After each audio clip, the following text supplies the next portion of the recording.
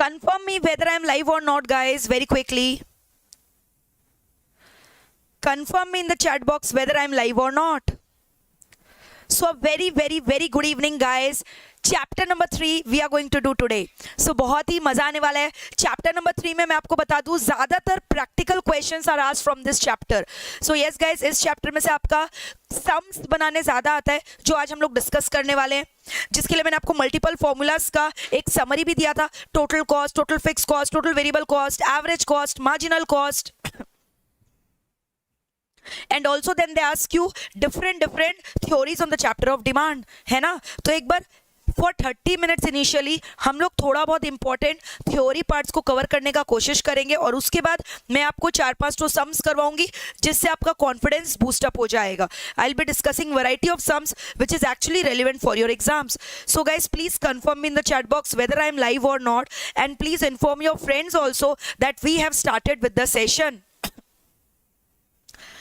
So please inform your friends that the session has started.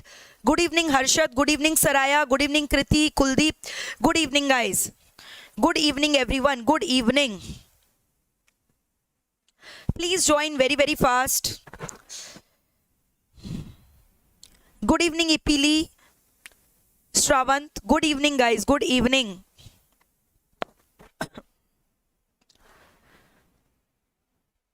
YouTube I think अभी तक notification भेजा नहीं है, that is why students could not have joined the session.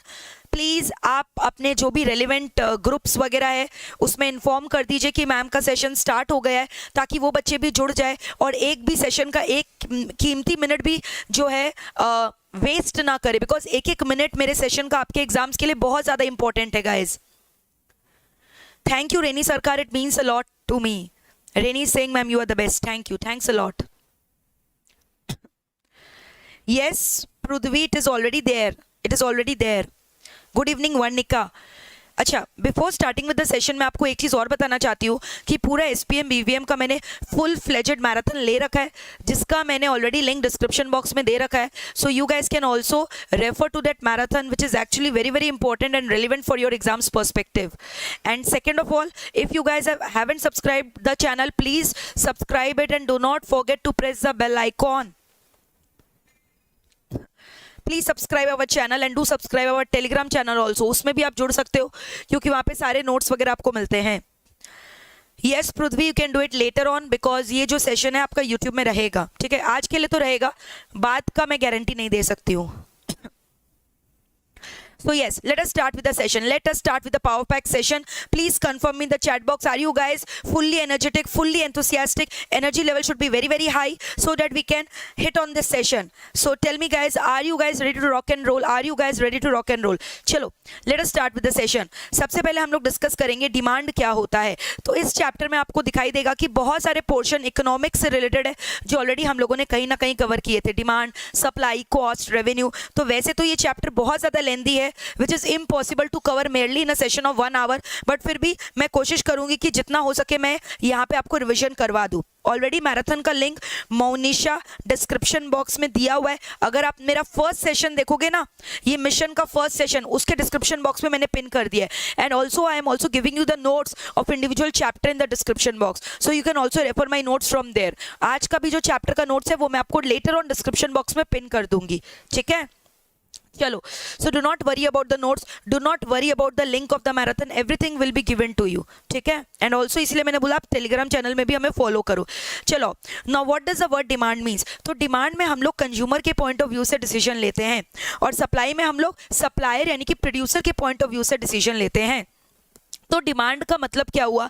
Demand refers to the quantity of a commodity which a consumer is ready, willing and able to purchase at a particular price and at a particular period of time. यानी demand को complete करने के लिए obvious बात है 3 elements are essential. जब भी आप कोई भी चीज़ डिमांड करोगे, एक स्पेसिफिक क्वांटिटी डिमांड करोगे, एक स्पेसिफिक प्राइस पे डिमांड करोगे, एक स्पेसिफिक टाइम एंड प्लेस पे डिमांड करोगे, इजंट इट. और डिमांड जो है खाली इच्छा होने से डिमांड नहीं होता, विलिंगनेस, डिजायर के संग आपके पॉकेट में एबिलिटी टू परचेज भी होना चाहिए. So demand is nothing but your desire plus purchasing power. So demand का मतलब क्या हुआ? मैंने बोला desire backed up by purchasing power for the commodity. Demand का कंपोनेंट्स मैंने क्या क्या बोला, specific quantity, price, time and place, quantity, price, time and place. Now what is demand function? Demand function can be divided into individual demand function and market demand function. In case of individual demand function, we are talking about the factors which are going to affect the demand for only a single individual, जो खाली एक बंदे के demand को effect करेगा. For example, अगर आपका income change होता है तो आप क्या पूरा इंडिया का डिमांड चेंज कर दोगे? Obviously not. आप खाली अपना ही डिमांड चेंज कर सकते हो. So that is called as individual demand function.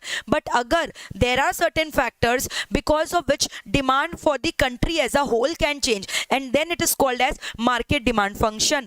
So सबसे पहले हम लोग डिस्कस करेंगे इंडिविजुअल डिमांड फंक्शन क्या होता है, जो कि किसको इफेक्ट करेगा? एक इंडिविजुअल के डिमांड को. Now there are various factors which can affect the demand for an individual. It can be price of the own commodity, income of the consumer, taste and preference of the consumer, future expectation about the price of the commodity, quality, price of the related goods, number of buyer.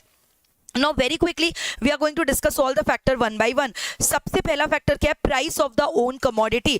Now there exists an inverse relationship between price of the own commodity and the quantity demanded. ये तो बच्चा भी जानता है कि अगर price गिरेगा तभी तो आप क्वांटिटी डिमांडेड बढ़ाओगे, और प्राइस जब ज्यादा हो जाता है आप डिमांड गिरा दोगे.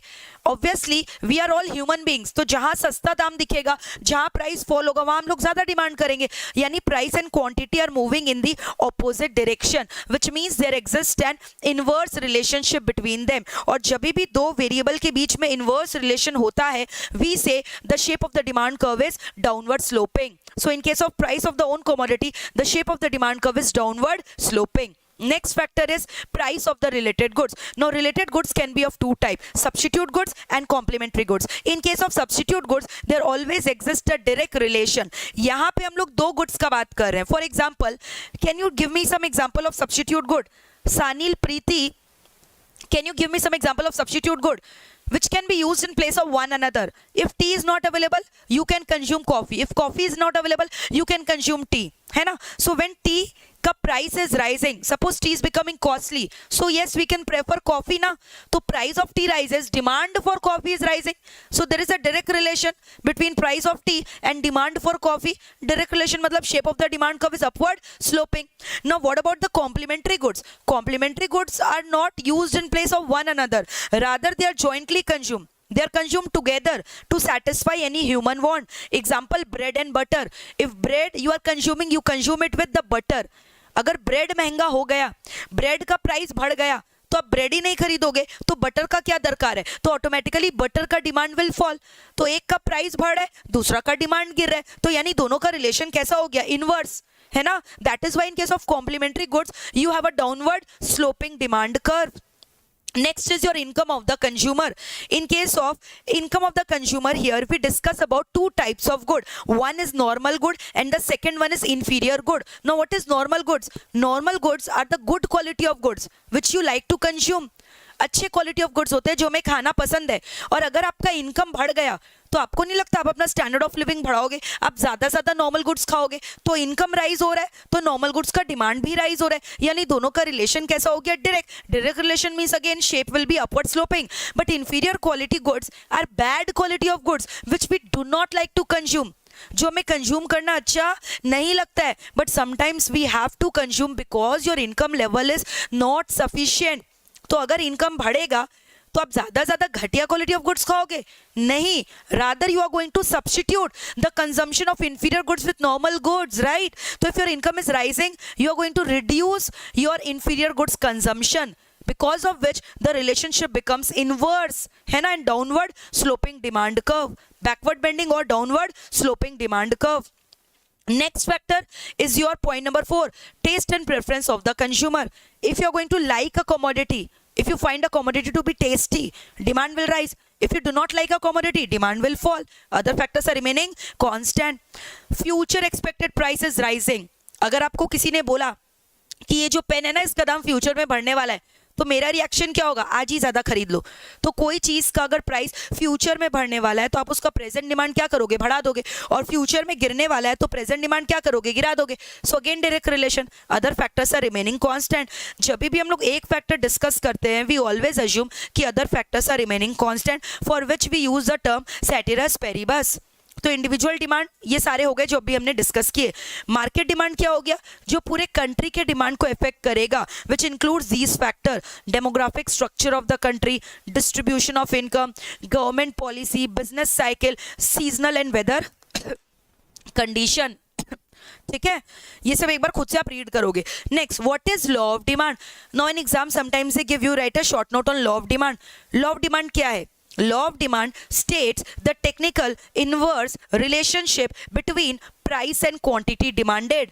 प्राइस अगर राइज होगा तो क्वांटिटी डिमांडेड फॉल होगा and vice versa, ceteris paribus, right. तो लॉ ऑफ डिमांड क्या स्टेट करता है कि डिमांड कब डाउनवर्ड स्लोपिंग है, यही तो हमने स्टेट किया। लॉ ऑफ डिमांड बेसिकली किसका रिलेशन बता रहा है, it is talking about relationship between what, price and quantity demanded. Price की वजह से जब डिमांड चेंज होता है ना, बाकी फैक्टर्स क्या रहते हैं, constant, that is ceteris paribus, other factors are remaining constant, so that is called as law of demand। तो law of demand खाली क्या बता रहा है, डायरेक्शन बता रहा है चेंज का, so it is basically a qualitative statement, है ना। now what are the exception to the law of demand। now it is not necessary कि all the goods will always obey law of demand। कुछ कुछ goods ऐसा होता है जो law of demand ओबे नहीं करता है, तो उसको हम लोग बोलते हैं exception. There you are going to find a direct relation between price and quantity demanded. Rather आप वहां देखोगे प्राइस बढ़ रहा है और डिमांड भी बढ़ रहा है, अरे ये तो अजूबा हो गया। हमने तो अभी तक सीखा था कि कोई चीज का प्राइस बढ़ता है तो आप उसका डिमांड गिरा दो ना, बट यहाँ तो उल्टा हो रहा है। आप देख रहे हो प्राइस बढ़ रहा है और डिमांड भी आपने बढ़ा दिया। सो can I say these are called as exception to the law of demand. The first exception being the Giffen goods which was explained by sir Robert Giffen in Ireland. Sir Robert Giffen ने बोला दो type का goods होता है। Ireland के लोग ना दो गुड्स खरीद रहे थे, एक मीट और एक पोटैटो। उनका क्या मेंटालिटी था ना, जिस गुड्स का दाम कम हो रहा है ना वो बेकार है, क्वालिटी वाइज अच्छा नहीं है। जिस गुड्स का दाम ज्यादा है ना उसका क्वालिटी अच्छा, उसको ज्यादा खरीदेंगे। तो जैसे ही मीट का दाम गिरता था ना वो लोग पोटैटो खाने लगता था, और जैसे ही पोटैटो का दाम गिरता था उन लोग मीट खाने लगता था। सो can I say this is not obeying law of demand, this is against law of demand. So this phenomenon was called as Giffen paradox which was explained by sir Robert Giffen. ठीक है, तो Giffen goods कैसा relation दिखाता है, direct, किसके बीच में, price और demand के बीच में। Next is your prestigious good, costly goods like Veblen goods भी बोल सकते हैं उसको, ऑस्टेंशियस गुड्स भी बोल सकते हैं। For example diamond. अब डायमंड का जितना प्राइस ज्यादा उतना डिमांड बढ़ रहा है। आप क्या डायमंड सस्ता होगा तो खरीदोगे, नहीं खरीदोगे। यहाँ पे आपको चाहिए कि यार आपका ना प्रेस्टीज बने, सोसाइटी में नाम बने, तो that is why perhaps you are consuming costly product. So higher is the price, higher is the demand. So is it obeying law of demand? No, it is not obeying law of demand. Then speculation, कोई भी market जहां पे आप prediction कर सकते हो वहां again law of demand ओबे नहीं होता है। The best example to it is share market. ठीक है, next is your habitual necessity. If you are addicted to something, you are addicted to might be drugs, alcohol, you not any bad people of the society. So if these guys have addiction to such wrong products, so do you think the price of these product will matter to them? Even when the price is high, they are also high. They are high na, because they are drinking. तो price high, they are high. तो क्या उन लोग demand कम करेगा? No, they are not going to reduce the demand. So again, this is an exception to the law of demand.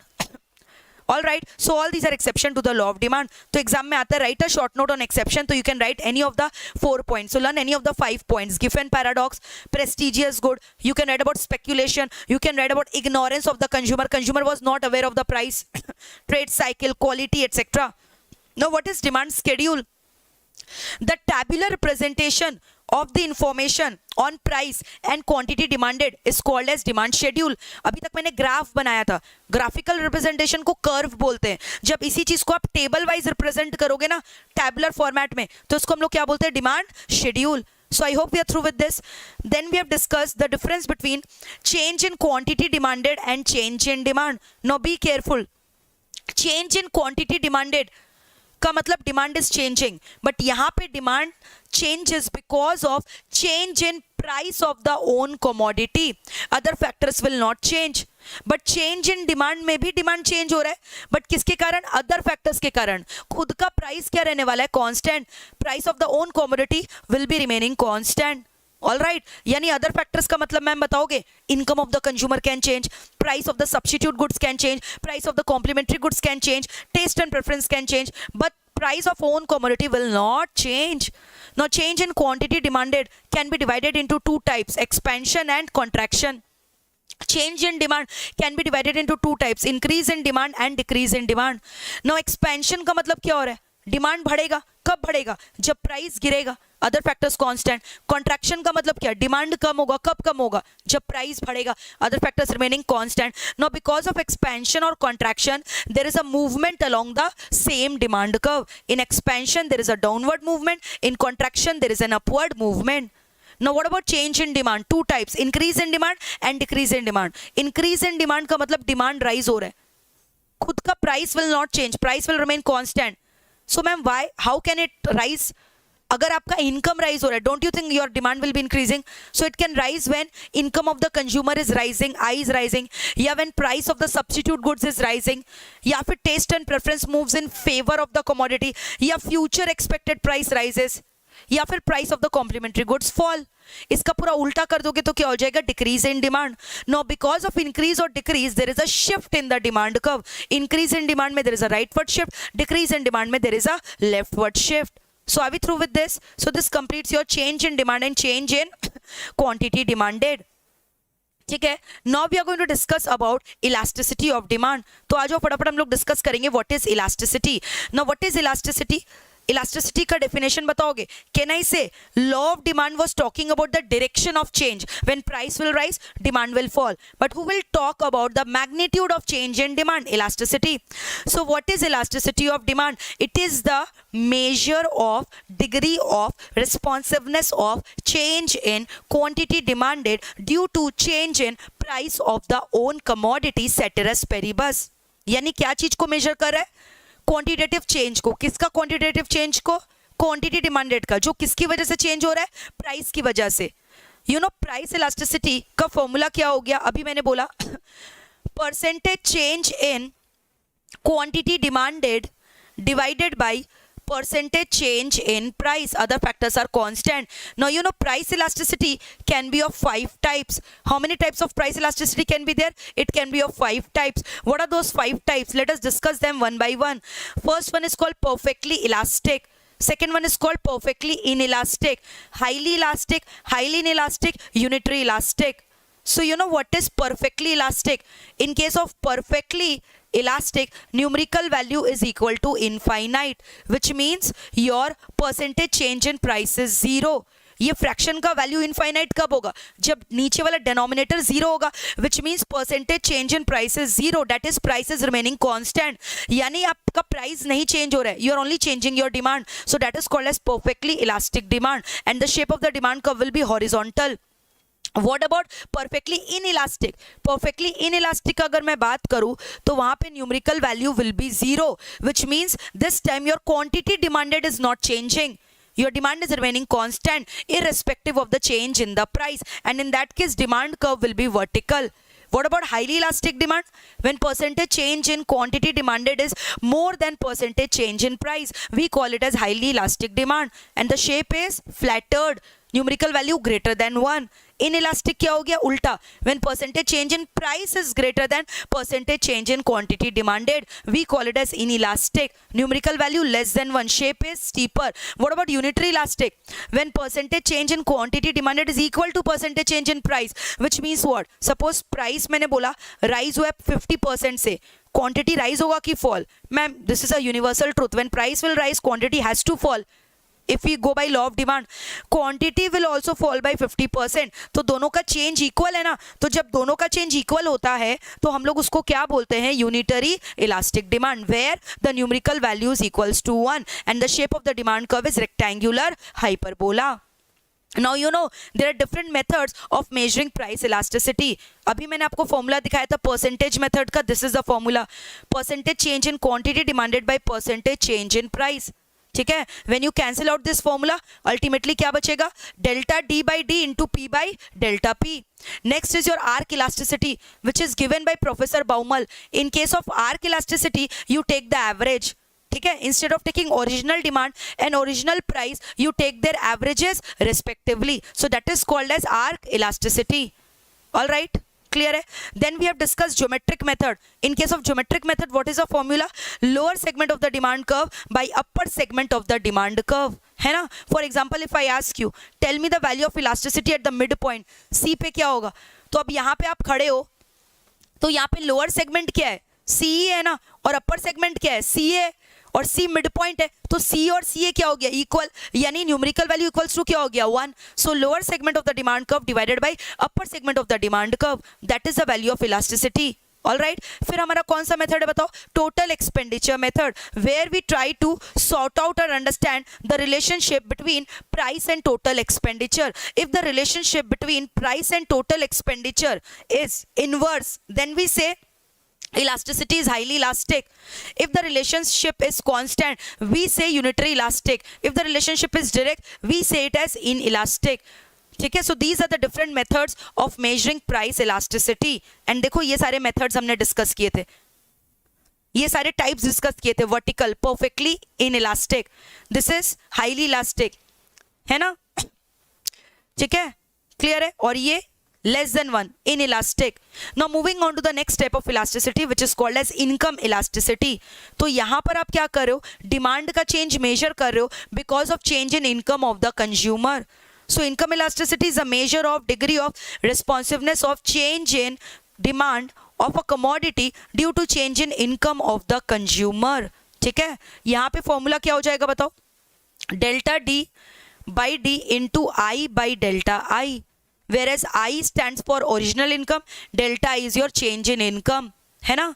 फिर उसमें हमने discuss किया था income elasticity can be of 3 types. Positive income elasticity, negative income elasticity, zero income elasticity. Positive income elasticity क्या signify करता है? Nature of the goods are normal goods. Negative income elasticity क्या signify करता है? Nature of the goods are inferior goods. Nature of the goods क्या है मेरा? Inferior goods. और जीरो इनकम इलास्टिसिटी क्या सिग्निफाई करता है? No relation between the income of the consumer and demand for a particular type of good. So I am going a bit fast, I know that, because हमें 1 घंटे में पूरे session को cover करना है. ठीक है. तो अगर आपको इसका डिटेल्ड लेक्चर चाहिए मेरा इलास्टिसिटी का, ये सब टाइप्स का, तो ये सब इकोनॉमिक्स में मैं ऑलरेडी ना पढ़ाती हूँ फाउंडेशन लेवल पे. तो अगर आप मेरा लेक्चर सर्च करोगे इकोनॉमिक्स डिमांड बोलकर, तो आपको पूरा ये सारा एक एक क्लासेस डिटेल में आपको दिखाई दे देगा यूट्यूब में. ठीक है. तो ये मैंने अपने रेगुलर क्लासेस में बहुत डिटेल में पढ़ाया था. मैंने इस चैप्टर में ऑलमोस्ट 15 क्लासेस दिए थे, है ना. तो अभी आई एम सपोजिंग कि you already know this chapter, तो we are just doing a quick revision of this chapter. ठीक है. Next is your, please confirm me the chat box, यहाँ तक पूरा क्लियर है कि नहीं. नेक्स्ट हम लोग डिस्कस करेंगे क्रॉस प्राइस इलास्टिसिटी. यहाँ पे हम लोग मेजर कर रहे हैं रिलेशनशिप बिटवीन 2 कमोडिटी. एक का प्राइस दूसरे के डिमांड को इफेक्ट कर रहा है, depending on which we have discussed 2 types of goods are there, substitute and complementary. So what is cross price elasticity? It is a measure of degree of responsiveness of change in demand of one commodity due to change in price of its related good, ceteris paribus, है ना. इसका भी 3 types है. Positive cross price elasticity, negative cross price elasticity, zero cross price elasticity. Positive cross price elasticity का numerical value क्या होता है? greater than 0, है ना. Which means what? The nature of the 2 goods are substitute. Clear? Negative cross price elasticity का numerical value क्या होता है? less than 0, which means inverse relation. अभी हमने पढ़ा था ब्रेड बटर इनवर्स रिलेशन. एक का प्राइस बढ़ेगा, ब्रेड अगर महंगा हो गया तो बटर का डिमांड आप ऑटोमेटिकली फॉल करवा दोगे, which means the relationship is what? Inverse. So that is why the shape is downward sloping and the nature of the 2 goods are complementary. And in case there is no relation between these 2 goods, x and y are unrelated, in that case there will be vertical diagram. Okay. Yes Monisha, absolutely. तो ये आपके institute के mat में एक एक topic उन्होंने दिया है इकोनॉमिक्स का. तो अगर आपको डिटेल में देखना है अगर मेरा ये लेक्चर, तो मैंने आपको ऑलरेडी बोला कि आप डिमांड लिखोगे ना, या इकोनॉमिक्स का मेरा मैराथन ही देख लोगे, just you write down on YouTube economics marathon by Divya ma'am, तो ऑटोमेटिकली आपको ये सारे टॉपिक्स वहाँ डिटेल में मिल जाएंगे, ठीक है। Next, so this completes your all the types of elasticity, ठीक है। I hope we are through with this, all right। हम लोगों ने methods discuss किया, types discuss किया, everything we have discussed। Now we are going to discuss about demand forecasting. What does the word demand forecasting means? Demand forecasting is an art and science of predicting the probable demand for a good or a service for a future date of time. अब जो demand forecasting है ना, आप shorter period के लिए भी कर सकते हो, लॉन्गर पीरियड के लिए भी कर सकते हो, रेस्ट्रिक्टेड ज्योग्राफिकल एरिया के लिए कर सकते हो, ब्रॉडर एरिया के लिए भी कर सकते हो। So when you are forecasting only for a smaller area we call it as firm level forecasting, but when you do the forecasting for a broader area we call it as macro level forecasting. Now depending upon time horizon, when you are forecasting only for a period up to 12 months maybe, so that is called as short term forecasting, but when you do the forecasting for a period of greater than 1 year then we call it as long term forecasting। So these are the different methods of forecasting। अब exam में long question में आता है which is very important for your exams as well, ध्यान से सुनना। They give you this for theory, what are the different methods of demand forecasting। methods मैंने आपको डिटेल में करवाया था। so different methods of demand forecasting के अंदर क्या क्या आता है। फोरकास्टिंग का मतलब आप समझ गए ना, वेर यू आर प्रेडिक्टिंग कि आने वाले टाइम में आपके गुड्स का डिमांड कितना होने वाला है। So it's not a guess work, it's a research work, lot of time and effort is required. तो जब आप बायर को डायरेक्टली जाकर पूछ रहे हो, you are asking your potential buyer कि please give the feedback about our product, whether you are going to purchase our product in near future और not, so that is called as survey of buyers intention. Now you are going to each and every individual buyer and taking their opinion, which is practically not feasible। अगर आपको अपने कोई product को बेचना है, कि आप एक एक लोकेलिटी में जाकर एक एक इंडिविजुअल को उनका ओपिनियन ले सकते हो? It is not possible. But अगर आप ऐसा कर रहे हो तो that is called as complete enumeration method, 100% enumerator survey बोलते हैं इसको। बट हम लोग प्रैक्टिकली अगर बात करें तो हम लोग क्या करते हैं, we take the random sample of the customer. एक लोकेलिटी से एक बंदे को पूछ लिया, उसके ओपिनियन से we have formed the opinion for the entire locality which is called as sample survey method। तो यहाँ बेसिकली आप किससे पूछ रहे हो, बायर को पूछ रहे हो। अगर आपको बायर को नहीं पूछना है, you can always go or approach to the salesman, because you know salesmen are directly connected to the buyer। salesman can tell you better what the buyers want। तो if you do not want to survey the customer, you can ask simply the buyer कि what will be the future demand for your particular product। so that method is called as collective opinion method। or otherwise if you even don't want to go to the salesman, you can always take the help of the expert। आप experts का एक panel create कर लो। Experts में भी those experts who are may be in the field of science, may be in the field of research. Experts कौन कौन होते हैं, एक सीएमए को बुला लिया, एक साइंटिस्ट को बुला लिया, एमबीए को बुला लिया, तो बड़े बड़े एक्सपर्ट्स के पैनल बना लिया। So that is called as expert opinion method. और otherwise you can always go for statistical method, है ना, where we do you know moving average method, time series, weighted moving average, फिर regression equation, fitting trend equation. अगर आपने operation management inter level में पढ़ा होगा, वहाँ हम लोग फिटिंग ट्रेंड इक्वेशन करते थे, जहाँ डिमांड फोरकास्टिंग करते थे, y is equal to a plus bx का फॉर्मूला पुट करके, isn't it? or regression also you can apply। so these are different statistical method, fitting trend, graphical regression, least square method। so all these are the name of the different methods। simultaneous equation method, next is your barometric method, controlled experiment method। so in exam this can come for long question of 6 to 8 marks। discuss the different methods of demand forecasting। ये लंबे questions के लिए आता है, तो आप क्या बोलोगे, write down any 5 to 6 method. You can talk about the buyer, है ना, buyer, survey of buyers intention method. You can talk about the salesman, collective opinion method. You can talk about the experts opinion method which is also called as Delphi technique. You can talk about the statistical method, you can talk about the barometric method, और you can talk about the controlled experiment method. So these are the different methods of what demand forecasting। so I hope we are through with this। now moving on to the next topic, next part of this chapter, which is dealing with revenue। so in the chapter of revenue you need to know about the different forms of market। so you know what are the two types of market, one is perfect competition and the second one is called imperfect competition। perfect competition, imperfect competition।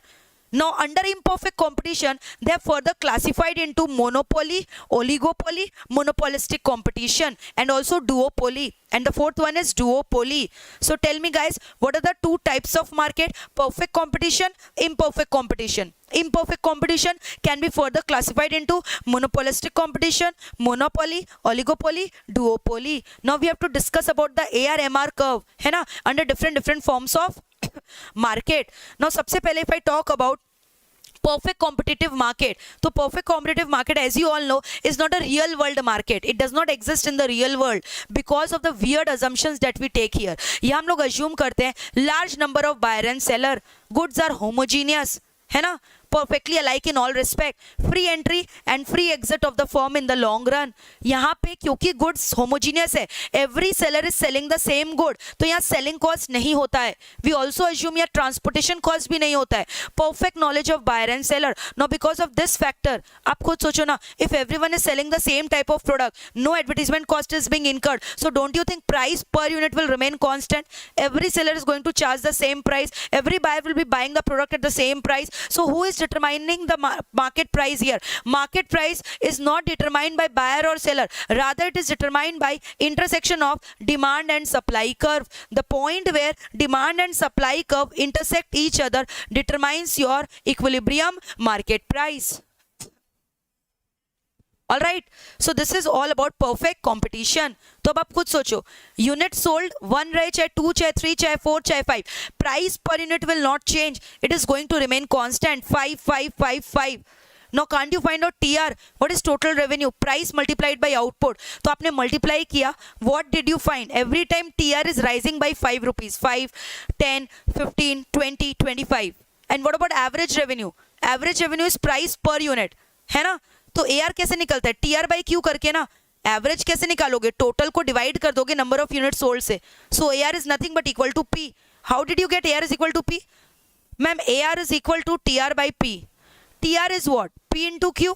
नीचे P है, P के getting, नीचे Q है, I am very sorry. AR is equal to TR by Q ना.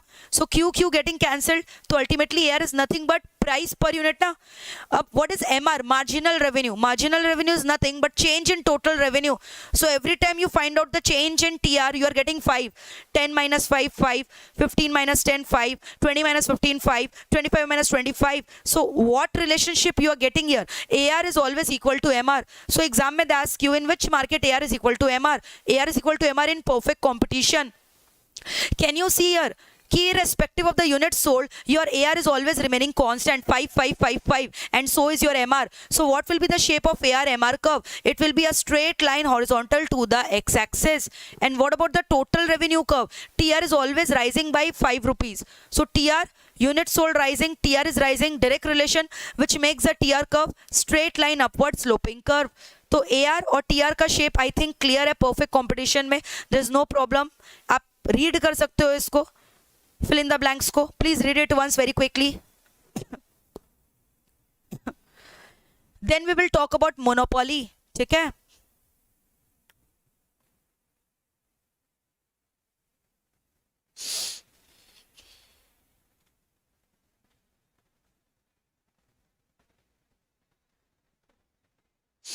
Clear है? Now let us talk about monopoly market. ठीक है, monopoly का मतलब होता है single seller. There is only one seller who is the king of the jungle, dominating the market, and he is selling such type of products ना which do not have any close substitute. तभी तो उसको monopoly बोला गया है. एक लौता राजा है market का, वो ऐसा सामान बेच रहा है जिसका दूर दूर तक आपको कोई क्लोज सब्स्टिट्यूट दिखाई नहीं देगा. So single seller and large number of buyer, no close substitute for the product. If he has to be the single seller, तो आपको लगता है फ्री एंट्री फ्री एग्जिट होगा? Definitely not. So there will be no free entry and no free exit of the firm in the long run and no selling cost. क्या ये बात खुद में पॉपुलर नहीं है कि ये पर्टिकुलर प्रोडक्ट एक बंदे के पास मिलता है, एक लौते बंदे के पास, उसको किस बात का सेलिंग कॉस्ट इनकर करना है? But sometimes in case of new product, he can incur informative advertisement cost. And who can practice price discrimination? A monopolist. He can practice what? Price discrimination. Now tell me one thing, can a monopolist control the market price? Can he reduce the market price? Yes, he can. वो कर सकता है because he's a single seller and he already knows what is law of demand? अगर उसको market में ज्यादा ज्यादा unit को सेल करना है तो he should definitely reduce the price per unit. तो अब जैसे जैसे वो प्राइस पर यूनिट गिराता है तो वो देखता है उसका मार्केट में यूनिट सोल्ड बढ़ते चला जा रहा है, isn't it? The moment he is reducing the price the unit sold is rising. तो यहां से हम लोगों ने टीआर डिराइव किया। कैसे डिराइव किया? पी इंटू क्यू करके, price multiplied by output sold करके हम लोगों ने टोटल रेवेन्यू निकाला। So what did we find here? Initially total revenue 10, 18, 24, 28, 30 क्या कर रहा है? राइज कर रहा है। फिर एक पॉइंट पे आके कांस्टेंट, देन क्या कर रहा है? TR is falling. So what is the shape of total revenue curve you are getting? You are getting an inverted U-shaped curve for the total revenue curve. Now what about average revenue? Average revenue is nothing but price per unit. AR का मतलब price होता है, अभी तो derive किया, तो ये सब प्राइस का कॉलम कॉपी पेस्ट कर दोगे। And how do you get MR? Change in TR, 18 minus 10, 24 minus 18, in this manner you can get MR. तो अब यहाँ पे AR और MR is not equal, rather AR is greater than MR every time. So what is the relationship you are getting here? AR is greater than MR here. लेकिन perfect competition में what was the relationship? AR was equal to MR. But यहाँ पे क्या देखा आपने? AR is greater than MR every time. Now what is the shape of total revenue curve? It is an inverted U shape. What is the shape of AR and MR? It is downward sloping. Why downward? अभी तो बोला कि जैसे जैसे आप price गिरा रहे हो आपका यूनिट सोल्ड बढ़ रहा है। प्राइस का मतलब AR ही तो है, यानी दोनों के बीच में कैसा रिलेशन? इनवर्स। इनवर्स का मतलब क्या होता है? Downward. So AR and MR curve both are what? Downward sloping curve. You can read out this, fill in the blanks for clarity. तो एग्जाम में they can ask you write on the features of monopoly market, या they can also ask you write a short note on price discrimination under monopoly. Who can practice price discrimination? A monopolist, single seller. Now what is this price discrimination?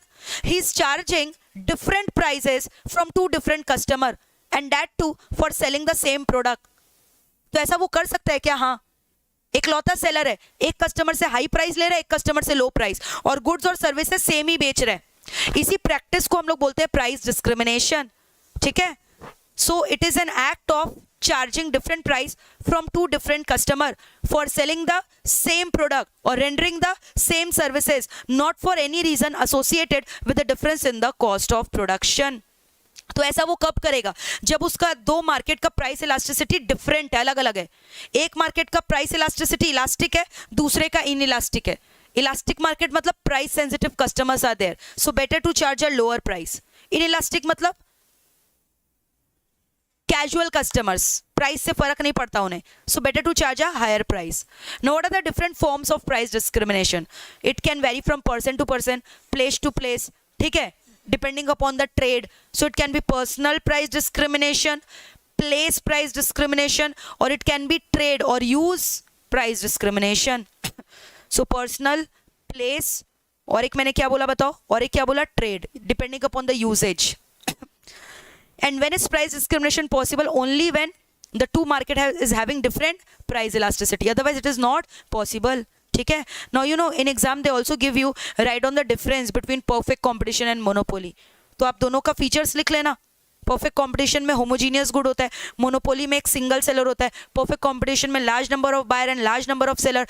Perfect competition में buyer and seller do not have any control over the market price, but in monopoly market he is a single seller, he has got full control over the market price, ठीक है? Now moving on to the next market which is called as monopolistic competition. This is actually the real world market in which we are living, जहाँ पे आप देखते हो एक ही product के अलग अलग ब्रांड्स अवेलेबल होते हैं, large number of buyer, large number of seller, goods are heterogeneous, product differentiation is happening, free entry and free exit of the firm in the long run, है ना? Selling cost is also seen here, competition is also seen here. जो आप daily FMCG goods consume करते हो, for example toothpaste, soap, यहाँ आपको नहीं लगता large number of buyer and seller है? यहाँ पे बहुत सारे गुड्स के वैरायटी है, यानी सब्स्टिट्यूट्स अवेलेबल है, गुड्स आर डिफरेंशिएटेड। यहाँ पे आपको नहीं लगता लोग एडवर्टीजमेंट कॉस्ट इनकर करते हैं, सेलिंग कॉस्ट होता है, isn't it? And the firm also remains here with excess capacity. All right, clear है यहाँ तक? Next is your oligopoly market. Now oligopoly market का feature क्या है? Few seller. Oligopoly market is having few seller and large number of buyer. यहाँ पे क्योंकि few seller है, that is why the competition is very very intense among the rival firm. Each and every firm is depending on the other for taking any action, closer interdependence. Swelling cost may or may not be there, तो generally speaking यहाँ पे ना कोई भी AR/MR curve exist ही नहीं करता, but फिर भी कुछ स्पेशल अजम्पशन में हम लोग अज्यूम कर सकते हैं कि AR/MR कर्व एग्जिस्ट करता है, and under that assumption we have found out AR curve is kinked at the ruling market price. And what was the assumption? Price in this market remains very rigid. No one wants to change the ruling market price. Price remains very rigid, sticky, inflexible. है ना? And the shape of the AR curve, king shape was given by Paul Sweezy. And what about the MR curve? It is downward sloping but discontinuous. Are we through with this? ठीक है? Why it is called kink? Because above the present price level AR curve is highly elastic, and below the present price level it is inelastic. Now because of this difference in price elasticity it becomes kink. This is your kink at the ruling market price. So in exam they ask you ऐसा कौन सा market है जहाँ demand curve kink हो जा रहा है? Kink you understand, like this curvature, and that is because of difference in the price elasticity. Answer is oligopoly market. All right, तो ये सब अब जो है exams में they ask you. All right, इसके अलावा we have also done the duopoly pricing method. Yes, Ranjit is asking now what is the difference between perfect competition and monopolistic competition. You only tell me ना. Perfect competition में सबसे पहला difference we have assumed the goods are homogeneous, everyone is selling the same product. But in monopolistic competition जो मैंने बोला real world market है, आपको नहीं लगता वहाँ पे goods are heterogeneous, differentiated. Then if I talk about perfect competition, वहां पे क्या हो रहा है, बायर और सेलर का प्राइस के ऊपर कोई कंट्रोल नहीं है, बट मोनोपोलिस्टिक कंपटीशन में they are both price maker and taker. Then you know what happens in perfect competition, selling cost is zero, cannot be incurred, but in monopolistic competition you are incurring the selling cost. Perfect competition का example is your agricultural market, monopolistic competition का example is your daily FMCG goods, soap brand, toothpaste brand, etc. So tell me, are we through with this or not? Clear है यहाँ तक? अब हम लोग discuss करेंगे cost का formulas. Now we are going to discuss about certain formulas of the cost, और otherwise you can also look at this table जहाँ पे पूरा कंपैरिजन चार्ट दिया गया है. We have given the full summary of all the points here. Okay, you can directly look at from here. Now I am talking about the cost structure. Now cost chapter में we have discussed cost can be divided into short run cost and long run cost. Cost can be divided into short run cost and long run cost. ठीक है, cost can be divided into short run cost and क्या बताओ, long run cost. Now in case of short run cost, total cost का formula क्या होता है? In case of short run cost, some costs are fixed in nature whereas some costs are variable in nature. यानी total cost is equal to total fixed cost plus total variable cost. Short run में कुछ खर्चा fix होता है, कुछ खर्चा variable होता है. फिक्स खर्चा वो खर्चा होता है जो आउटपुट लेवल पर डिपेंड नहीं करता है. फॉर एग्जाम्पल आपने एक फैक्ट्री रेंट पे ले रखा है.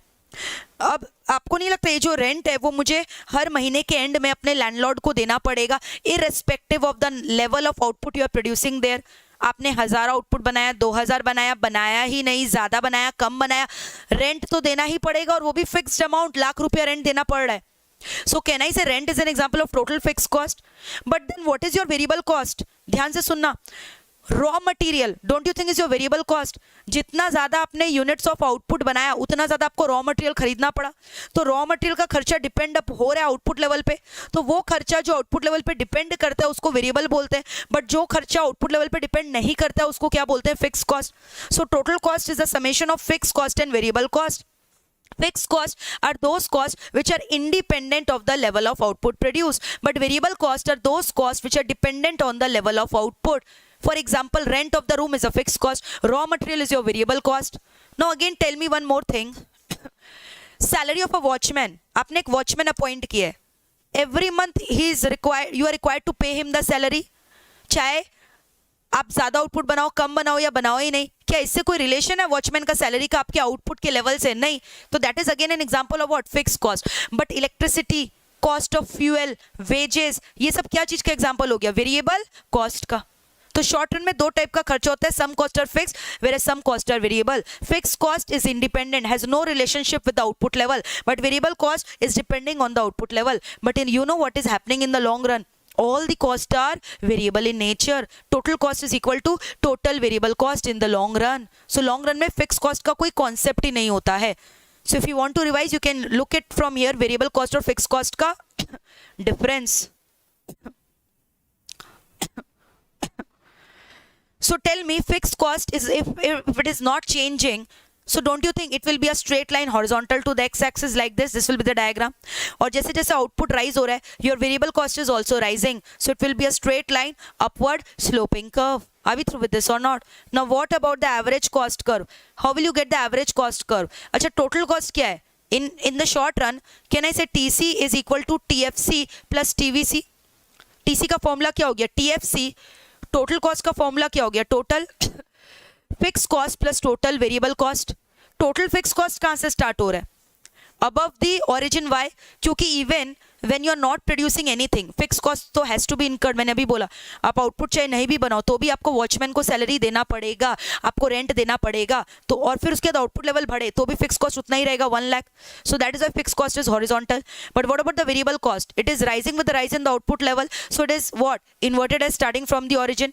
Now total cost will start from where? From the exactly from the point where the fixed cost curve is starting, and it is also going to become what? Upward sloping, inverted as, right? Because total cost will ultimately rise because of the rise in the variable cost. Can you see the gap between TC and TVC is constant because the gap is indicating what? Total fixed cost, which has to remain constant.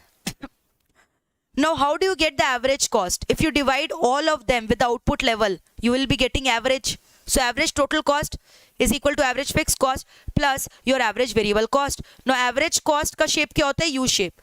AVC as well as ATC both are U shape because of law of variable proportion which operates in the short run.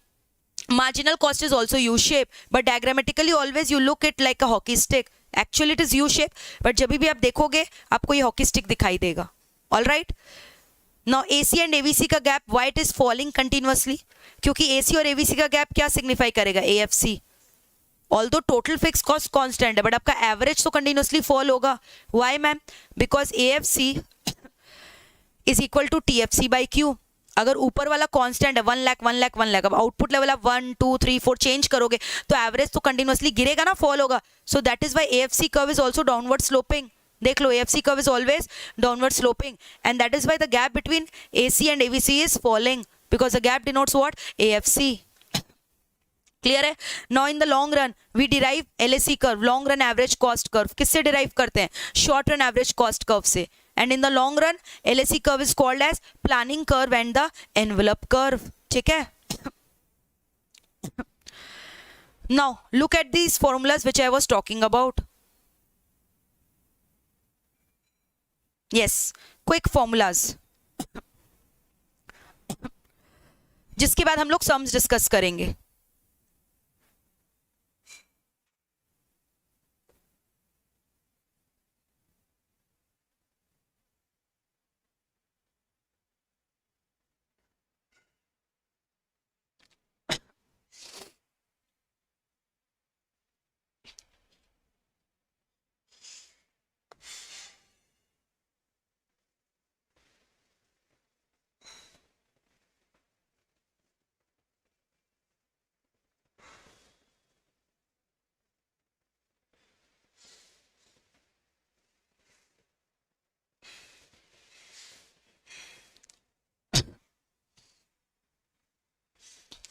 Yes, तो आप ये वाला formula revise करो,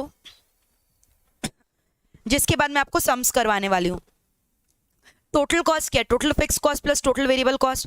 average cost कैसे निकलेगा? Total cost by output level. Marginal cost क्या होता है? Change in total cost due to change in level of output. So delta TC by delta Q. और you can say total cost curve का अगर आप derivatives निकाल दोगे, derivatives निकालना मतलब क्या? स्लोप ही तो निकालना हुआ. तो टोटल कॉस्ट का जो स्लोप है, टोटल कॉस्ट कर्व का जो स्लोप है, वही तो मार्जिनल कॉस्ट है.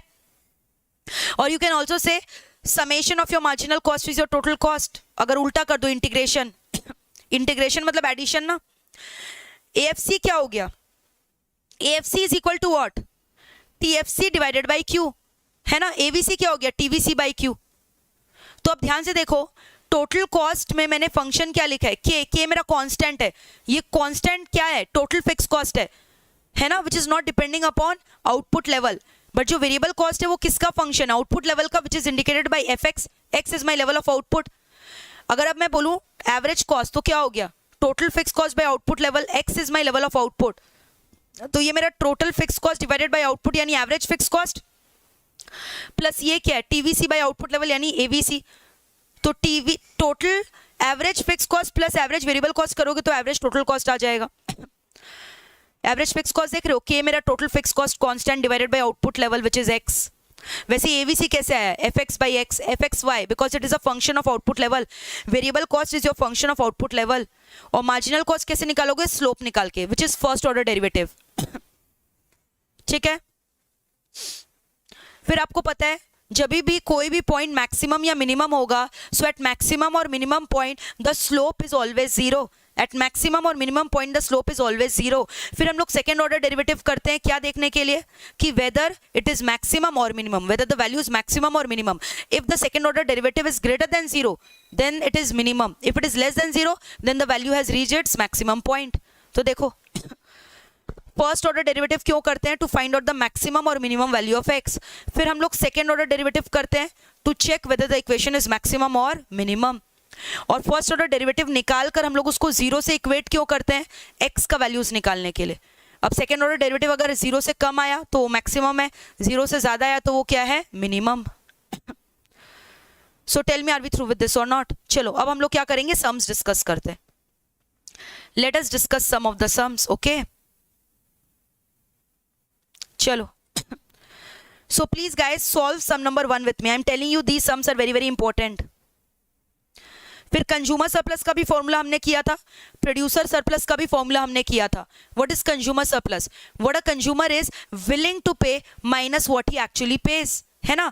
वैसे ही प्रोड्यूसर सरप्लस निकलता है, ठीक है, actual receipt minus willingness to receive. Clear है, जब हम लोग इंटीग्रेशन का फॉर्मूला लगाते हैं कंज्यूमर सरप्लस या प्रोड्यूसर सरप्लस करने के लिए हम लोग क्या करते हैं, इंटीग्रेशन का फॉर्मूला लगाते हैं ना, integration of what, the demand function which is given. So ये देखो एफ एक्स डी एक्स, ये डिमांड फंक्शन दिया हुआ है, इसका इंटीग्रेशन करोगे, यहाँ पे क्या लिखते हो, क्वांटिटी का वैल्यू 0 to x0, जो भी आपका क्वांटिटी का वैल्यू दिया हुआ है, तो ये आपका क्या हो गया, विलिंगनेस टू पे, मार्जिनल यूटिलिटी का समेशन ही तो हो गया, माइनस जो आपने एक्चुअल प्राइस दिया, एक्चुअल प्राइस कितना दिया, जितना यूनिट्स खरीदा प्लस मल्टीप्लाइड बाय उसका प्राइस पर यूनिट।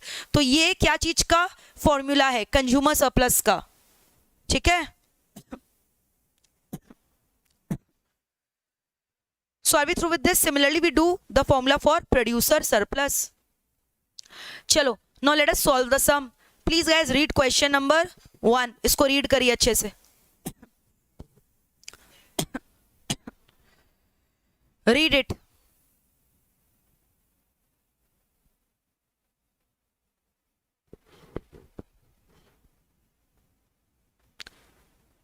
रीड करके इसको सॉल्व करो।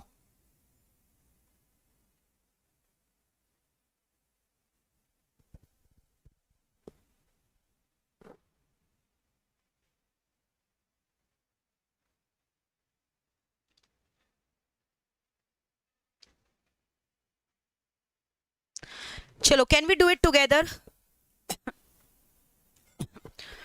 चलो let us do it together. Cost function दिया हुआ है, अब पूछ रहे find at which level marginal cost attains its minimum. तो सबसे पहले तो आप मेरे को बताओ ये टोटल कॉस्ट फंक्शन से आपको क्या निकालना पड़ेगा, marginal cost. And how do you get marginal cost, कैसे निकालोगे मार्जिनल कॉस्ट, ये अबव फंक्शन का स्लोप निकाल के, और स्लोप कैसे निकालोगे, डेरिवेटिव करके। तो सबसे पहले आप मुझे इसका मार्जिनल कॉस्ट निकाल के दो by doing the first order derivative. So tell me marginal cost कितना होगा, differentiating the above equation with respect to quantity which is your x.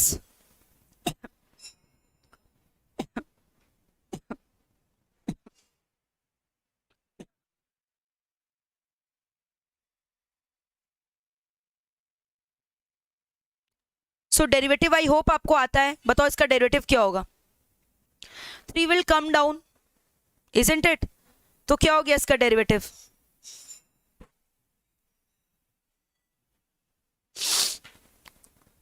3x square by 3, 3 is getting cancelled, minus 10x, 75x का derivative 75, constant का derivative is 0।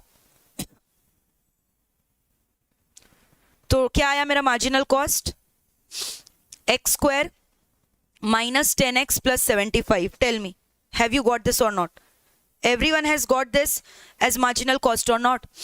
ठीक है, अब आपको क्या बोल रहा है, मार्जिनल कॉस्ट को मिनिमम करना है और किस लेवल ऑफ आउटपुट पे वो मिनिमम हो रहा है ये भी पूछ रहा है. तो अब मार्जिनल कॉस्ट आ गया. अब यहां से आपका सम्स एक्चुअली चालू हो रहा है. मार्जिनल कॉस्ट जनरली सम में दिया रहेगा, नहीं दिया रहेगा तो आपको निकाल लेना है कॉस्ट फंक्शन से.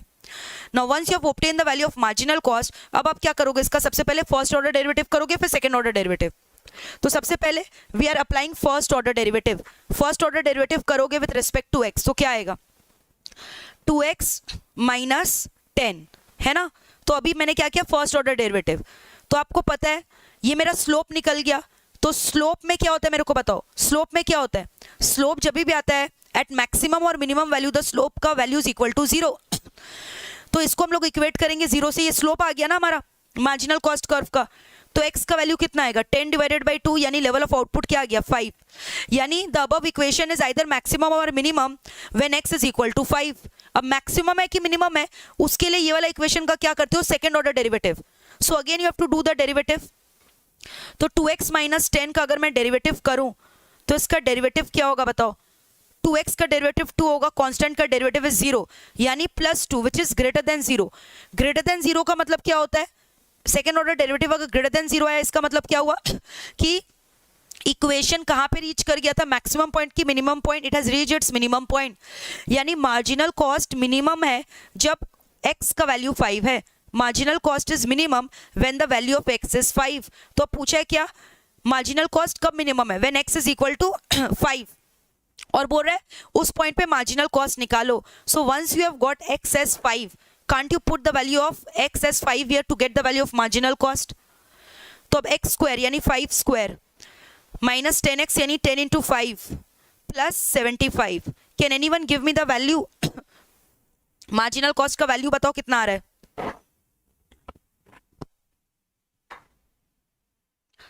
25 minus 50 is your minus 25, minus 25 plus 75 is your 50. So marginal cost is coming to 50. Very good, Pooja, Shrikant, Ipili, very good, absolutely correct. So tell me, have you guys followed this sum or not? Tell me, did you follow this sum or not? Is there any confusion with this sum? क्या आप लोगों ने ये sum follow किया, कोई दिक्कत है इस sum में? Please guys tell me very quickly. Are you guys comfortable with this sum? Can we proceed with the next sum? अब एग्जाम में अगर ऐसा टाइप का सम्स आएगा आप मैनेज कर लोगे, और ऐसा टाइप का सम्स आता है मैं आपको बता रही हूँ, chances are very high you are going to get these type of sums in your exams. Are you guys comfortable with this sum? Please try sum number 11 on your own for me.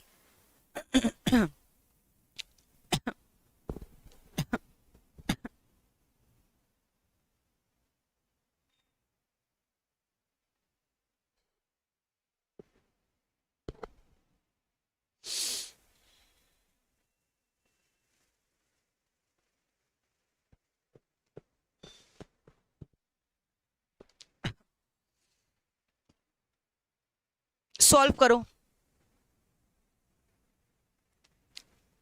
I am waiting for you all.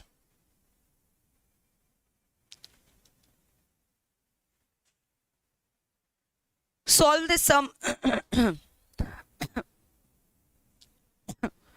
Solve this sum and give me the answer. क्या दिया हुआ बताओ. Total cost function is given here.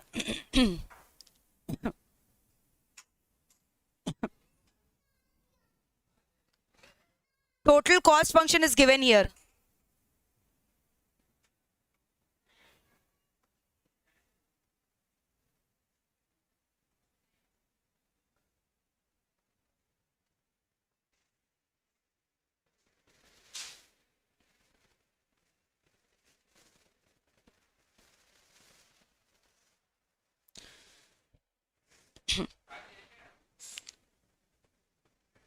Total cost function दिया हुआ है. Now how to find out the average cost. Average cost कैसे निकलेगा बताओ, total cost divided by output level. Average cost कैसे निकलेगा बताओ? टोटल कॉस्ट डिवाइडेड बाय क्या? Output level.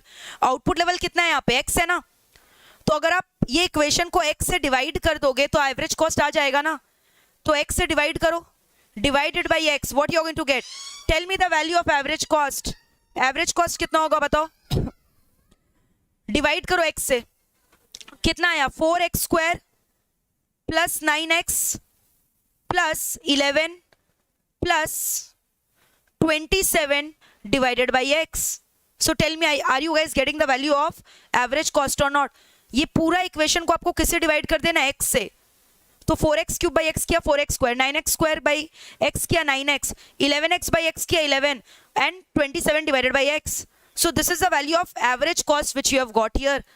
Tell me guys, are we through with this or not? अब next बोल रहा है मार्जिनल कॉस्ट निकालने। अब मार्जिनल कॉस्ट निकालने के लिए आपको क्या करना होता है बताओ?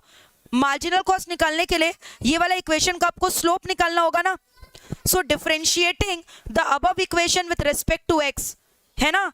तो अगर आप टोटल कॉस्ट का डेरिवेटिव निकालोगे तो इससे मार्जिनल कॉस्ट निकल जाएगा, ठीक है। अगर अबव इक्वेशन का आप डेरिवेटिव निकालोगे तो मार्जिनल कॉस्ट आ जाएगा कि नहीं बताओ? So tell me, marginal cost will be your derivative of above equation. Derivative निकालो इसका, derivative of above equation with respect to x. So tell me, derivative किया तो कितना आया? 3 नीचे चला गया 12। So tell me the value. 12x square plus 18x plus 11, derivative of constant is what? 0। Marginal cost कितना आया मेरे को बताओ? What is the value of marginal cost you guys are getting? Did you get 12x square plus 18x plus 11? Tell me guys, 12x square plus 18x plus 11 marginal cost. Tell me, are we through with these kind of sum? अब आपको क्या बोल रहा है? Average variable cost निकालने। Next you are supposed to find out average variable cost which is equal to total variable cost by output level. So can you tell me total variable cost क्या होता है? Output का function होता है ना। तो ये वाला जो टोटल कॉस्ट का फंक्शन है, अगर आप देखोगे 27 is the only constant here which is independent of the output level. यानी जो 27 का फिगर है ये टोटल फिक्स कॉस्ट है, बट ये जो 4x क्यूब 9x स्क्वायर और 11x है ये तो मेरा वेरिएबल कॉस्ट हो गया ना। तो यानी वेरिएबल कॉस्ट क्या हो गया? 4x cube plus 9x square plus 11x, ये मेरा क्या हो गया बताओ? Total variable cost. और डिवाइड बाय आप x कर दोगे तो मेरा एवरेज वेरिएबल कॉस्ट आ जाएगा ना। So average variable cost is what? 4x square plus 9x plus 11, this is your average variable cost. Are we through with this? अब बोल रहे AFC निकालना, एवरेज फिक्स कॉस्ट। तो एवरेज फिक्स कॉस्ट क्या होगा? Total fix cost by output का level. Total fix cost तो एक ही है, 27 रुपीज, ठीक है, which was independent of the output level. अब एवरेज निकालना है तो आप इसको किससे डिवाइड कर दोगे? x से। तो 27 divided by x will give you what? Average fix cost.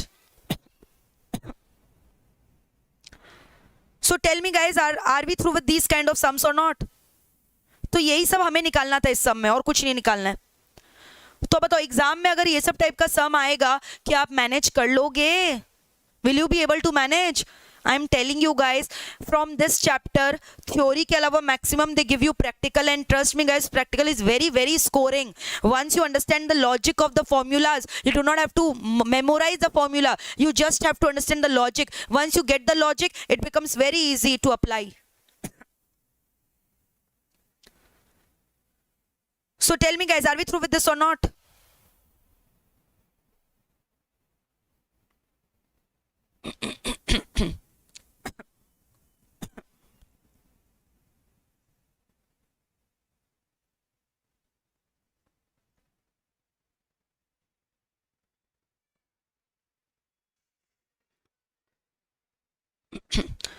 Now another type of sums we are discussing is your sum number 4, this one. Ma'am, from where we can get all these sum? ये सारे के सारे sums आपके institute के mat में available है। If you want you can directly do it from there. I will tell you the page number. Like ये वाला जो इलस्ट्रेशन अभी मैं करवाने वाली हूँ, this is on your page number 120 of your institute mat, ठीक है। तो अभी हम लोगों ने डिस्कस किया था कंज्यूमर सरप्लस का फॉर्मूला, प्रोड्यूसर सरप्लस का फॉर्मूला। कंज्यूमर सरप्लस में मैंने क्या बोला था, what a consumer is willing to pay minus what he actually pays. तो विलिंगनेस कैसे निकलेगा उसका, विलिंगनेस कैसे निकलेगा, summation of the marginal utility जो कैसे निकलेगा, इंटीग्रेशन करके डिमांड फंक्शन का। डिमांड फंक्शन यहाँ पे दिया हुआ, ये रहा डिमांड फंक्शन, ये रहा सप्लाई फंक्शन। बट सबसे पहले आपको बोला मार्केट प्राइस निकालने। तो परफेक्ट कंपटीशन में मार्केट प्राइस कैसे निकलता है, अभी मैंने आपको बोला जहां पे डिमांड और सप्लाई इक्वल होता है ना, by the market forces, buyer or seller have got no control over the market price. In perfect competition, market price is determined by the market forces, the point where demand and supply curve intersect each other, है ना, that gives you your market price. तो यहाँ demand function is given, supply function is given, दोनों को equate कर दोगे तो market price आ जाएगा ना x का वैल्यू आएगा, फिर वो पुट करोगे तो क्या आ जाएगा, y मेरा प्राइस निकल जाएगा। तो बताओ, can I right here equating the above equation, demand equal to supply, 16 minus x square is equal to 2x square plus 2. This is the sum which is given to you. So 16 minus x square is equal to 2x square plus 4, isn't it? तो 16 minus 4 हो गया 12, ये उधर गया 3x square, therefore x square is equal to what, 12 divided by 3, 4, therefore x is equal to क्या, 2। Square root करोगे 4 का कितना आएगा, 2, यानी x का वैल्यू कितना आ गया, 2। x मेरा क्वांटिटी है ना, यूनिट्स है। So can't you find the value of y price, सबसे पहले बोला मार्केट प्राइस निकालने, तो कोई भी एक इक्वेशन में पुट कर दो। y कितना है, 16 minus x square, x square को मैंने क्या ले लिया, 2 का स्क्वायर, यानी मेरा y का वैल्यू कितना आया, 16 माइनस 4 करोगे 12, तो y मेरा 12 आ गया, which means market price is ₹12, market price is 12 and output का quantity is 2 units. Are we through with this? Now they're asking you to find out consumer surplus and producer surplus. So let us find out consumer surplus and producer surplus. Now what is the formula for consumer surplus? ये जो demand equation है उसका integration demand equation कितना है, 16 minus x square. This is your demand equation which is given. इसका integration करोगे ना with respect to x, है ना, और output level कितना, 0 से लेकर 2 तक, 2 यूनिट कंज्यूम करो तो 0 से लेकर 2 तक। तो ये मेरा आ गया willingness to pay minus actual price. Actual price कितना है, 12, बट 12 एक यूनिट के लिए, आप कितना यूनिट खरीद रहे हो, 2 यूनिट, तो माइनस क्या करोगे, 12 into 2। Now solving this what you are getting, integration, you know in derivative हम लोग क्या करते थे, एक पावर लेस करते थे, है ना, n into x minus 1, but integration में नीचे चला जाता है और n plus 1 हो जाता है, n plus 1 by n, isn't it? तो बताओ 16 का इंटीग्रेशन क्या होगा, 16 का इंटीग्रेशन यानी कहना से ये मेरा x to the power of 0 है तो 1 है, तो अब 0 प्लस 1 करेंगे तो x to the power of 1 आ जाएगा। 16 का इंटीग्रेशन कहने से will be 16x minus x square का इंटीग्रेशन कितना होगा, पावर में 1 ऐड कर दो और जो उसका ऊपर में n प्लस 1 है वो नीचे आ जाएगा, तो यानी क्या हो गया, x क्यूब बाई 3 हो गया। Are we through with this? अब इसको अगर आप सॉल्व करोगे you will get the answer which is very easy, solve it, you will get the answer. अब आप इसका इंटीग्रेशन कर लेना, you know how to do it, integration कर लेना आप इसका, और उसमें से फिर माइनस 12 into 2 कर देना, minus 24। So doing solving it you will get the answer. अब आपको आता है इसको कैसे सॉल्व करना है, तो इसको सॉल्व कर लेना, आंसर आ जाएगा, ठीक है। So this is how you are going to find out the value of consumer surplus. You just have to now put the values, x का वैल्यू नो इट्स 2, तो इसको सॉल्व कर लोगे, 0 और 2 कैसे इंटीग्रेशन होता है आपको पता है ना, तो इंटीग्रेशन का वैल्यू निकाल लेना कितना आया, है ना, you solve it you will get the answer. Now producer surplus को भी हम लोग डिस्कस कर लेते हैं। Producer surplus, how to find out producer surplus. Producer surplus में क्या हो रहा है, एक्चुअल उसको जितना रिसीव हो रहा है, एक्चुअल कितना मिल रहा है, 12 into 2 माइनस उसका willingness to receive, willingness to receive कितना होगा, yes Varnika 5.33 you will get ultimately, absolutely correct, 5.33 answer आएगा, very good, 5.33 will be correct. Integration आपने कर लिया Varnika, yes very good, thank you for giving me the answer. तो consumer surplus का answer 5.33 आएगा। Now let us solve producer surplus का answer कितना आएगा। तो what a consumer sorry producer surplus में एक्चुअली जितना उसको रुपया मिला है minus what is willing to receive, तो एक्चुअल कितना मिला 12 into 2 minus willingness to receive में हम लोग क्या करेंगे, अब की बार इंटीग्रेशन करेंगे सप्लाई फंक्शन का। सप्लाई फंक्शन मेरा कितना था बताओ, 2 ब्रैकेट में x square plus 2, this was your supply function. तो अब इसका इंटीग्रेशन कर लेना, you will get the answer. Anyone can solve and give me the answer, you will get the answer. If someone has solved it, give me the answer. किसी ने इसको solve किया है तो आंसर बता दो कितना आ रहा है. How much you are getting, how much you are getting. I think you will get 26.67, I guess 26.67 आपका आएगा. इसका आंसर 26.67 आएगा. आप इसको सॉल्व कर लेना, you will be getting the answer. So producer surplus, consumer surplus, are we through with this? How to find out the value of price? ठीक है. Now suppose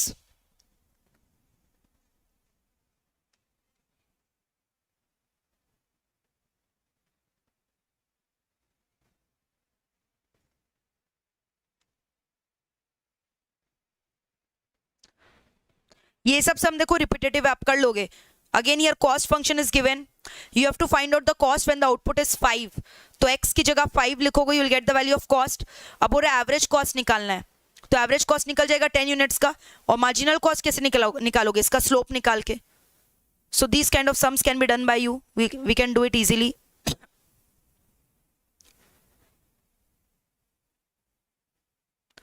now look at this सम.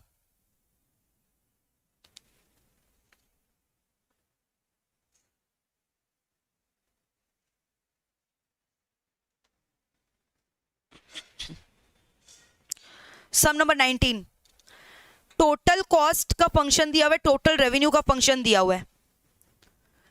अब आपको बोल रहा है determine the output level for which the firm gets maximum profit, also obtain the maximum profit, last sum for the day.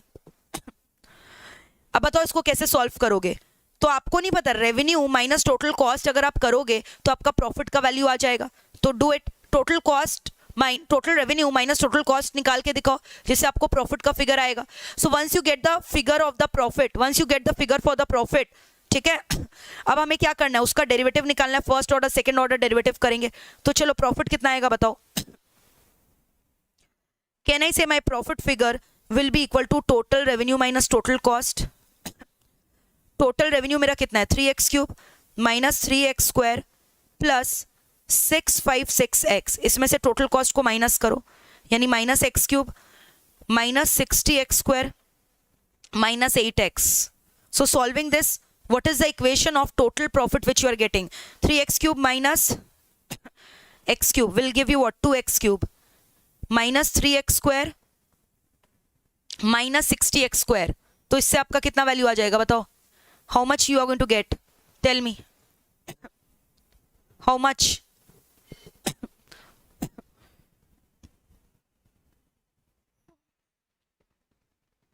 Minus 63 x square you are getting. 656x minus 8 करोगे तो कितना आएगा, 656 minus 8 648 है ना. तो plus 648x. So this is your profit equation which you have got. Very good Varnika. 63x square होगा, 63x नहीं होगा, be careful Varnika. And 648x. So this is the profit figure which you have got. अब हम लोग इसका क्या करेंगे, differentiation करेंगे, derivative with respect to x. तो प्रॉफिट के इक्वेशन को आप डेरिवेटिव करोगे,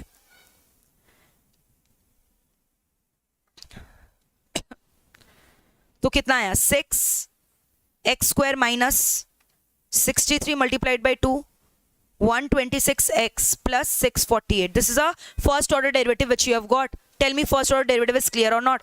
6x square minus 126x plus 648. ठीक है, तो आपको पता है जब भी इक्वेशन मैक्सिमम या मिनिमम होता है, स्लोप इज मैक्सिमम और minimum when it is equal to 0 है ना. सो एट मैक्सिमम और मिनिमम पे हम लोग इसको क्या करेंगे, 0 से इक्वेट करेंगे. सो when you equate it with 0 you will get the value of x. Find out the value of x. तो इसमें आपको क्या करना पड़ेगा बताओ, वैल्यू ऑफ x निकालना है. निकाल के दिखाओ, solve it please. Solve the value of x. This is your 126. Okay, इसको सॉल्व करो आप.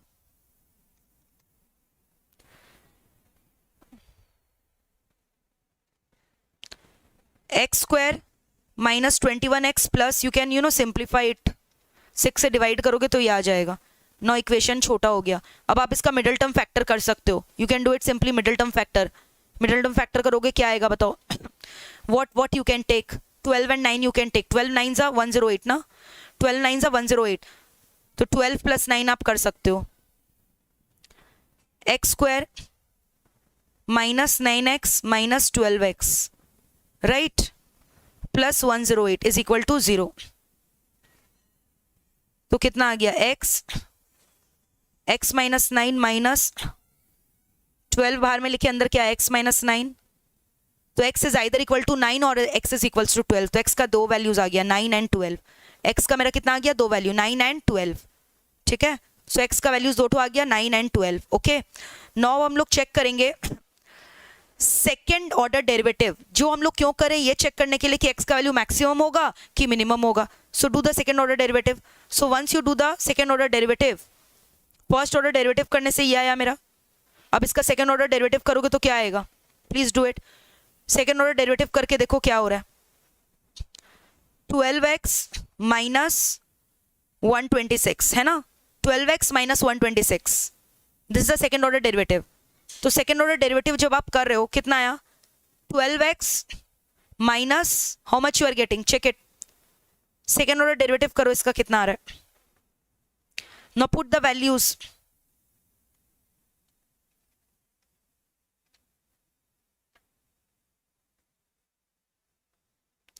Put the values, put the values, क्या होगा? वैल्यूज पुट करके चेक करो क्या हो रहा है। पुट द वैल्यूज, ठीक है। अब आपको क्या बोल रहा है? Most profitable output and maximum profit निकालना है, ठीक है। तो अब इन दैट केस आप वैल्यूज पुट करोगे।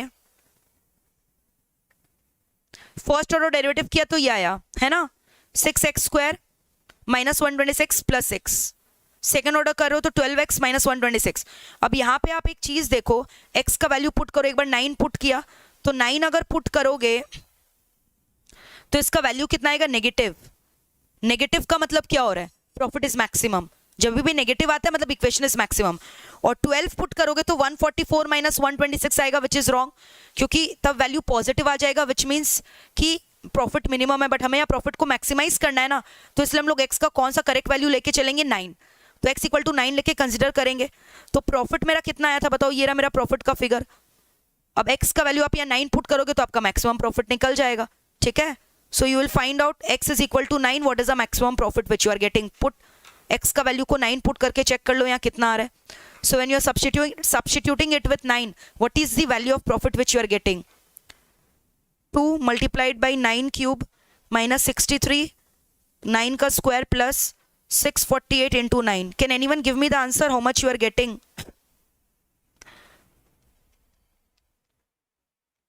How much you are getting? What is the figure of profit which you are getting?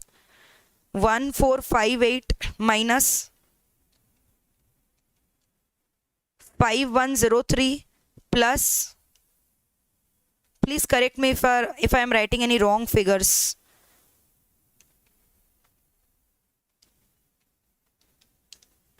So I think you are getting 2187. Ultimately you are getting 2187 is the maximum profit. So you are understanding this is the answer. 2187 is the answer. यहाँ पे आपने 11 although आपका दो values आ रहा था 9 और 12, आपने 12 क्यों इग्नोर किया? क्योंकि सेकेंड ऑर्डर डेरिवेटिव में अगर आप 12 का वैल्यू पुट करोगे तो पॉजिटिव आ जाएगा। पॉजिटिव का मतलब क्या हुआ? If it is greater then 0 that means profit will be minimum. But ऊपर में पूछा प्रॉफिट कब मैक्सिमम होगा, तो मैक्सिमम लेने के लिए हमें x का वैल्यू कितना लेना पड़ेगा? 9, क्योंकि at that point only the second order derivative is coming to negative. So tell me guys, are we through with this session or not? Everything is crystal clear or not? So we have discussed 4 different types of sums which is actually very much relevant for your exams perspective. तो बताओ manage कर लोगे exams में ये सब question आएगा तो? So please prepare these kind of questions which is very important for your exams. Okay? So I hope you guys have enjoyed the session. Again I am telling you, please अगर आपको इसका detailed session चाहिए तो आप मेरा marathon ही देख लोगे इकोनॉमिक्स का, तो डिमांड, सप्लाई, कॉस्ट, रेवेन्यू पूरा चैप्टर इन डेप्थ आपका कवर हो जाएगा. My marathon is approximately for 8 hours only on this chapter, ठीक है. और उसके अलावा I have already told you कि पूरा अगर मैं as a whole SPM BVM का मैराथन का बात करूँ तो already I have taken approximately 10 hours marathon which is covering each and every chapter from your institute mat. तो वो वाला मैराथन भी प्लीज आप एग्जाम्स के पहले देख कर जाना. It will be really a game changer. Ma'am marathon का जो पिन है वो आप लिंक जो है वो पिन कर दीजिए ना. मैंने ऑलरेडी मिशन सीरीज का फर्स्ट क्लास में उसको पिन कर दिया था. आप वहाँ से उसको डाउनलोड कर सकते हो. नोट्स भी मैंने पिन कर दिया, वहाँ से आप डाउनलोड कर सकते हो. Tomorrow again I am going to meet you with the next chapter where I am going to revise the chapter number 4. उसके बाद हम लोग बीवीएम का रिवीजन करेंगे. So I hope you guys have enjoyed the session. अगर आपको आज का सेशन अच्छा लगा तो please guys it's my request, like the video, please give me your precious feedback in the comment section. Each and every students comment is very very important to us. Do not ignore, ठीक है, comment देना. And also do subscribe our channel if you haven't subscribe it. So please subscribe our channel and do not forget to press the bell icon, क्योंकि आपको पता है bell icon आप press नहीं करोगे तो नोटिफिकेशंस नहीं मिलता. And also please do not forget to subscribe our telegram channel. ठीक है, तो please share the video with your friends. Practice the multiple sums that we have discussed. Institute के मैथ में भी अगर आप डायरेक्टली खोलकर सम्स प्रैक्टिस करोगे तो आपका सारा क्लियर हो जाएगा कॉन्सेप्ट. बट मैंने आपको वैरायटी ऑफ सम आज डिस्कस कराया है. Producer surplus, consumer surplus, total cost, average cost, marginal cost, profit maximization, profit minimization, ठीक है, देन रेवेन्यू माइनस कॉस्ट से प्रॉफिट निकलता है. फिर अलग अलग मार्केट के फॉर्म्स हमने डिस्कस किए थे. So this is overall an exhaustive lecture for your chapter number 3. ठीक है, so I am going to take your leave because your next session is waiting in the queue. Bye bye, take care, lots and lots of love and please